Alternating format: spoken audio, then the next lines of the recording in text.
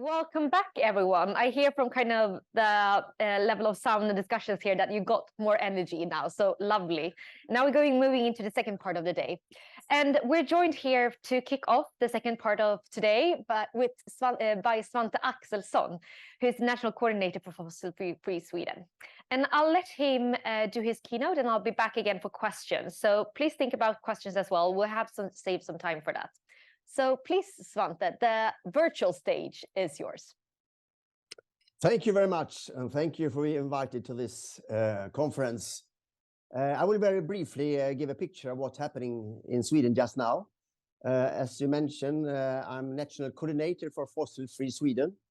It's a hybrid, you can say. I'm paid by the government, but I help in the business sectors to get faster into this fossil-free society. So I'm running between the government and different sectors in Sweden to help each other to dance, you can say. We need two for a tango, or perhaps a square dance, to make this magic thing to transform our society very, very fast.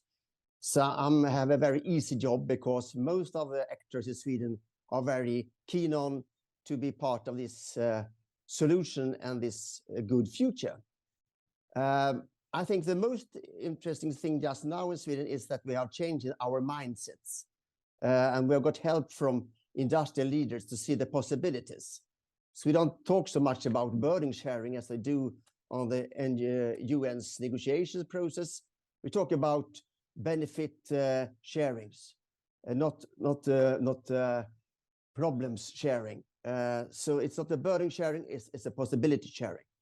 And that type of storytelling is very important because now we can see the possibilities to be in the forefront and how we can develop our society as a whole by being fossil free.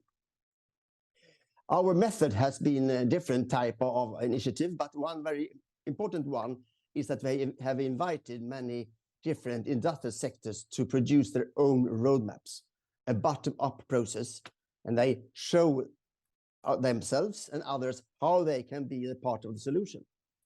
So I produced 22 roadmaps, and there they have a picture and a story how they can do it and that they want to do it, and also what they need, what type of help they need to transform these different sectors. And it's been powerful because now we have a pressure from the industrial leaders. They are in the forefront and the politicians are behind. And the pressure is very, very strong because they want to speed up the tempo. They see the benefits, they see the market. So now we are in a sort of industrial revolution when these different actors need to work close together. As an example, you can see that these roadmaps are very, very ambitious. For example, the fossil-free agriculture will be fossil-free 2030. Domestic aviation, fossil-free 2030. The constructions will reduce the emissions by 50% to 2030. And the construction is more or less 20% our total emissions of greenhouse gases. But also minings are be fossil-free 2030. The cement production, fossil-free 2030. So it's very ambitious. And this is market-driven, you can say, because they see the possibilities, they see that it's beneficial for them to be in the forefront. We also produce different strategies, and there we work together with a value chain. And that's a new magic thing in my perspective, how we can reduce risks by organize ourselves in value chains. And there we can see why we can produce, for example, fossil-free steel, which are more or less 25–30% more expensive. How can we sell that in an open market? It's because of the value chain. It's because of that Volvo AB can sell these trucks that are fossil free. And it's a very, very low cost for the consumer. The final consumer, it's not a big burden to have fossil free cars or trucks or buildings. It's 1–2% of the consumer's price. So if you have good connections from base industry into this final consumer, then you can reduce risks, and then you can finance the investments. So in that perspective, For example, Northvolt in Sweden, they have sold half of the production before the factory was ready. And that's easy to go to the bank when you have that type of figures to show the bank that we have already sold half of the production. So I mean, this type of connections reduce risks. But we have also a challenge, of course, and very happy situation, because now we are part of the global green competition. We have Biden in US that have a lot of subsidies, and we have heavy power from Germany and France that have much more money than Sweden have. And now we have a competition between different countries, how we can be part of this global market that want to solve this, our common problem to be fossil free on this planet. So now it's up to the states, especially for small states, to be very smart. And how can we compete with these other countries that have perhaps more money than we have? And of course, one very good benefit is, of course, that we have fossil-free electricity.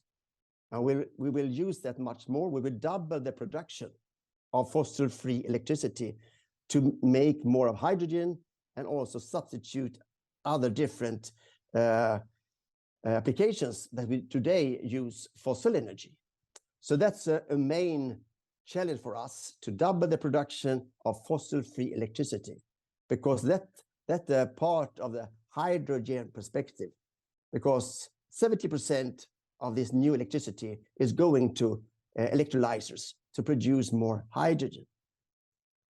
So we are part of industrial revolution, and I mean it's amazing to see how we now invest in different solutions.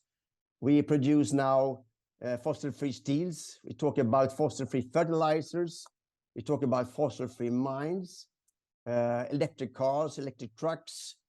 We produce more hydrogen, electrofuels. We talk about green chemistry, and of course, BUCCS and BUCCU as a complement. So it's all over the place, all over the country, from south to the north. A lot of investments, a lot of initiatives. And that's why we see that we need a closer connection between the state and these companies.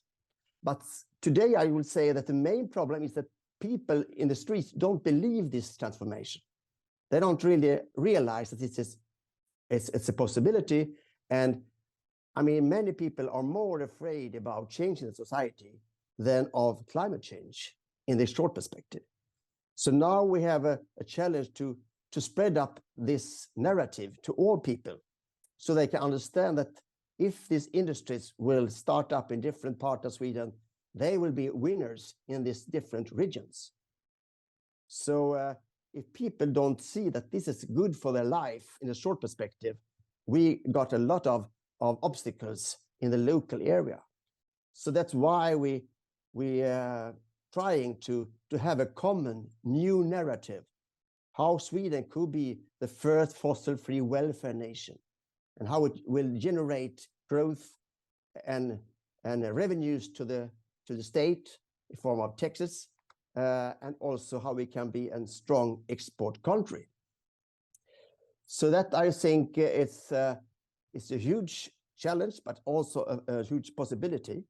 And these obstacles we have is, of course, to get electricity, but I think the most important and heavy challenge is to get competence, because we need a lot of more people and more competence, more engineers, and a lot of different type of skills. So it's from the first part, all people say, fantastic, we will do it. And now we are in this more narrow perspective where we have problems with different conflicts in the local areas, with the Sami people, with local people, with the biodiversity and all that. So that's the situation just now. But I'm very hopeful, because we see that we can solve this problem.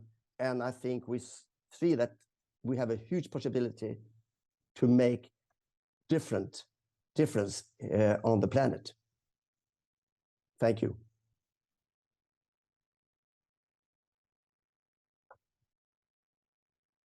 So thank you, Svante, for that. I thought it was very interesting and a little bit scary that you were saying that more people are afraid about change than climate change itself. So what are some of the ways that we could work with that and that you are working with that to make everyone aware of this and part of the transition? I think we have lack of visions and pictures of how it will be. And if you don't have a picture of how it will be, you will stay there you are. We can't say we will take this away, but what do we get instead? And I think the most important storytellers are the industrial leaders on the local level, because people believe them. If they say this wind power plant, you can say it's for us in your industry. There your brother is working or your father, and as a local area need this electricity. But if this investment is separated from this very, very important companies on the local level, you don't get that type of support. So we need to understand how these differences connect to each other. So the unions leaders and the company leaders on the local level is the most important persons to tell this story to people. Thank you.